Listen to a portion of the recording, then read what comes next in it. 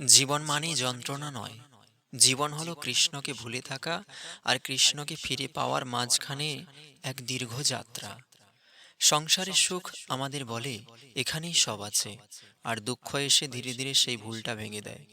শ্রীমদ্ ভাগবতে কুন্তী দেবী প্রার্থনা করেছেন, বিপদঃ সন্ত তাহা শশ্বৎ তত্র তত্র জগদ্গুরু ভবতো দর্শনম যৎসদ অপুনর্ভব দর্শনম। হে জগদীশ্বর, জীবনে বিপদ এলেও আসুক, কারণ বিপদের সময় তোমার দর্শন হয়, আর তোমার দর্শন হলে পুনরায় এই সংসারে বন্ধনে পড়তে হয় না। কি আশ্চর্য কথা! যে মানুষটি বিপদ থেকে মুক্তি চাওয়ার কথা, সেখানে কুন্তী দেবী সেই বিপদকে ডাকছে, কেননা বিপদ এলেই এই মন ভগবানকে স্মরণ করে।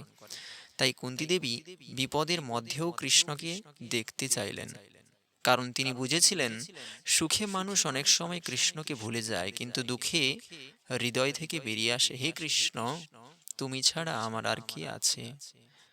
একটি প্রদীপের কথা ভাবুন। সূর্যের আলোয় তার প্রয়োজন বোঝা যায় না, কিন্তু অন্ধকার নামলেই তার ছোট্ট আলোটুকুর মূল্য বোঝা যায়। তেমনি জীবনের অন্ধকার না এলে অনেক সময় আমরা কৃষ্ণের করুণার আলো চিনতেই পারি না। তাই দুঃখ এলে ভাববেন না কৃষ্ণ আমাকে ছেড়ে দিয়েছেন, হয়তো উল্টোটা সত্য।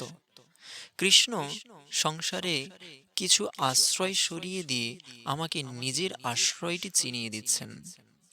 আর যেদিন হৃদয় থেকে সত্যি বেরিয়ে আসবে, কৃষ্ণ, সুখে তোমাকে ভুলে গেলেও দুঃখে যেন তোমাকে না ভুলি, আর সেই দুঃখই তুমি দাও, দুঃখের সেই দিনটা তখন শুধু দুঃখ থাকে না, সেটাই হয়ে ওঠে ভক্তির পথে কৃষ্ণের নীরব ডাক।